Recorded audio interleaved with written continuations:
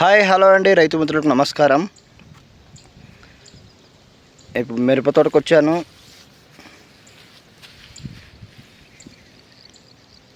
మన మిరప తోటలో వచ్చేసి ఇప్పటికి నిన్న బెరివియా స్ప్రే చేయడం జరిగింది. అంతకుముందు బ్లూ కాపరు అండ్ నెక్స్ట్ దానిలోకి ఎరిస్ వాళ్ళది ప్లాంటమైసిన్ అండ్ ఒకరోజు గ్యాప్ ఇచ్చి మళ్ళా మెటలాక్సల్ మ్యాంకో చెప్పు అండ్ నెక్స్ట్ ఎరిస్ వాళ్ళది ప్లాంటమైసిన్ కలిపి స్ప్రే చేయడం జరిగింది. ఎందుకు స్ప్రే చేయడం జరిగిందంటే గత 10 రోజుల నుంచి ఫుల్గా వర్షాలు వస్తూనే ఉన్నాయి.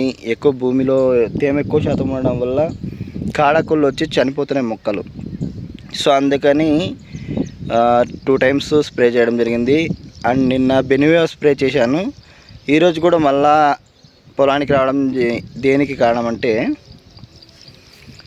మళ్ళీ ఇప్పటికి మనం స్ప్రే చేసిన మందు పని చేసిందో చేయలేకున్నా వర్షం ఎక్కువ పడింది. మొత్తం అంతా కింద సైడ్ అంతా ఇట్లా కొట్టుకొని పోయింది. కింద లాస్ట్లో అంత ఫుల్గా పడింది అనమాట వాన.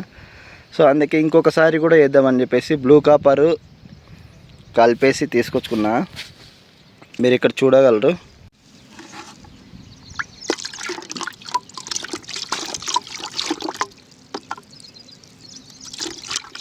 బ్లూ కాపర్ ఇలా బకెట్లో కలుపుకొని మనకి ఇప్పుడు పొలంలో ఎక్కడైతే మొక్కలు చనిపోయినట్లు అనిపిస్తుందో, సో ఆ భాగాన ఈ మొక్క బాగుంది, ఈ మొక్క చనిపోయింది, ఇక్కడ కొంచెము ఎక్కువ పడింది, పర్లేదు, ఇట్లా ఇక్కడ అండ్ నెక్స్ట్ ఇక్కడ అండ్ నెక్స్ట్ ఇక్కడ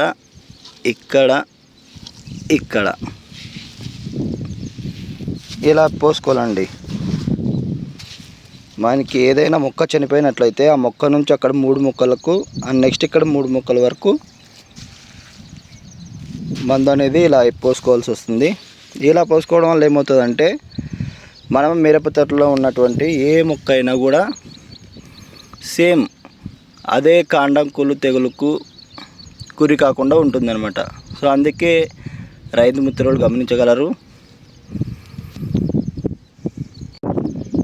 మొక్క ఒకటే కదా చనిపోయిందని చెప్పేసి ఆ మొక్క దగ్గర ఒకటే వేసుకుంటే అక్కడ వరకే విల్ట్ అనేది ఆగిపోతుంది.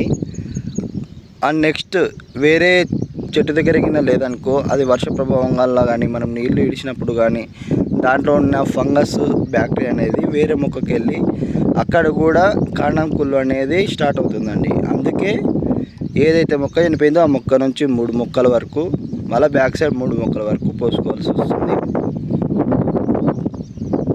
మీ పొలాల్లో కూడా ఇదే విధంగా ఉంటే ఇలానే చేసుకోండి, మంచి రిజల్ట్ ఉంటుంది, చాలా బాగుంటుంది.